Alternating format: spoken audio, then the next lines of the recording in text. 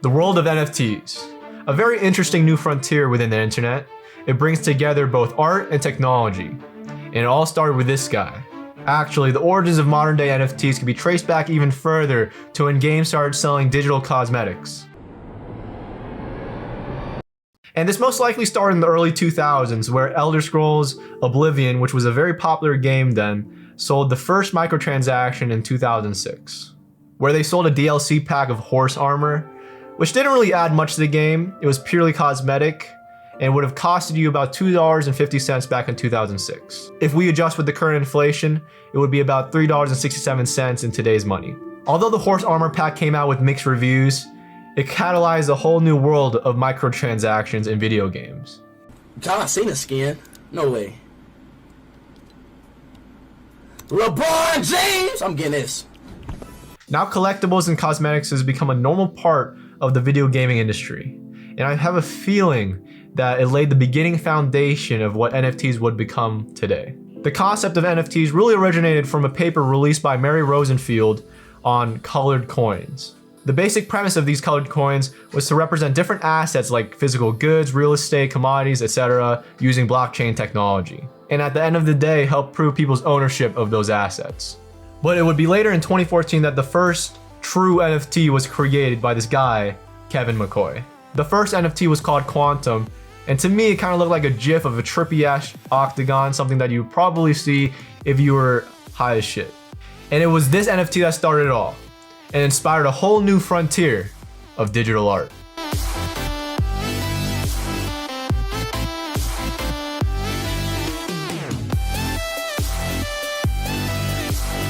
NFT, also known as non-fungible token.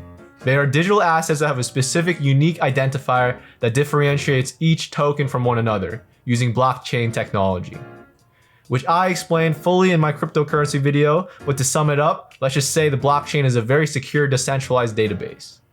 And if you guys are confused about what the non-fungible part means, it means unique and one of a kind, which quite fits. NFTs are usually shown to represent digital art and graphics, but it has also been known to represent physical goods and properties as well, which is probably going to be the most important future application of this technology, in my time at least.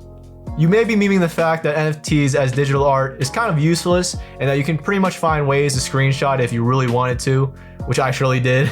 But as I dive deeper, I realized that it was the technology and the concept behind NFTs that was truly special.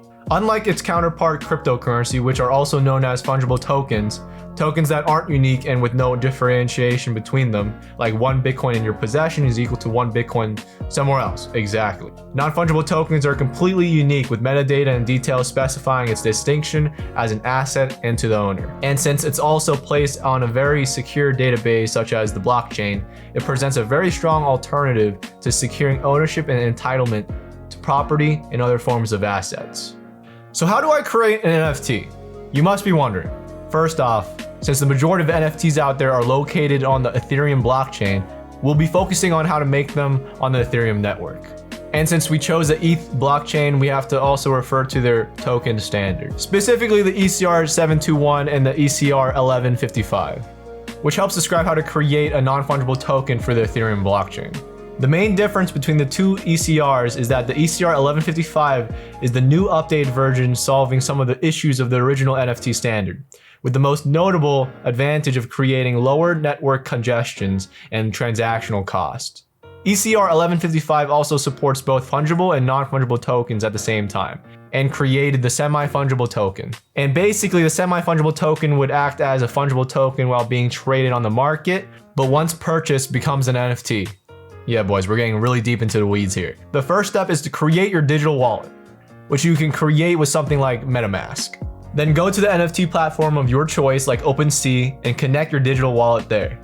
Then using the NFT creation feature on the platform, you can finally create your own NFT to your liking using images, files, and even GIFs. Then simply choose the blockchain and select create. And that's really it. Then if you want to put your NFT for sale on the market, you can do so quite easily on these platforms. But in some cases, there will be network and transactional fees regarding to the blockchain you choose, which definitely varies.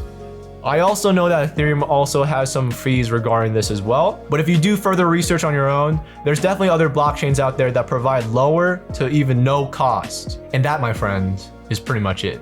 Look, the world of NFT is definitely an interesting one, with big boys like Gary Vee pushing and promoting it as the next internet. Every person watching will own NFTs. You're way fucking better spending 50 hours doing your own homework on Twitter, YouTube, and Discord on NFTs than any fucking thing going on in college. Yeah. And do I believe this is the case?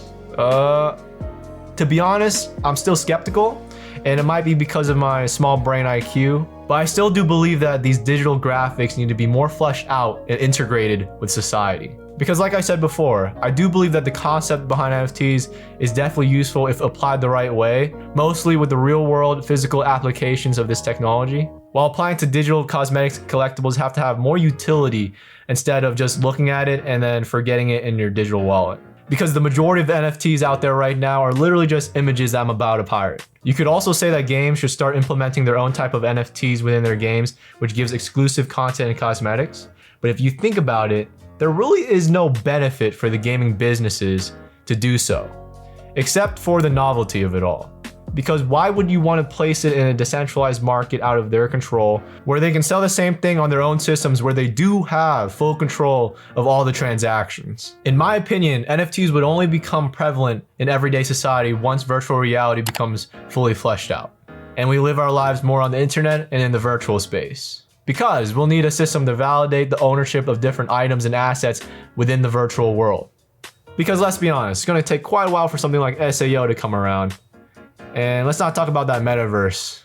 Because let's be honest, decentralized anything does not exist in a world or a digital world controlled by a company as big as Metaverse or Facebook by a central figure. It just doesn't happen. So we need to create a digital world that's like apart from these big corporations and these governments that represents this whole thing for everyone. So for now, I'm basically just gonna have some fun with it all, you know? NFTs, I don't even think you're supposed to take it seriously, especially at this stage where you can literally just place a JPEG and put it as an NFT. I think you're supposed to have fun with it all, and that's what I'm gonna do. I actually created my own NFT called the Asian Ball Guy, up right now, 0.008 ETH. You know what I'm saying? If you wanna get it, you wanna get it. I think I'm only gonna mint one of those.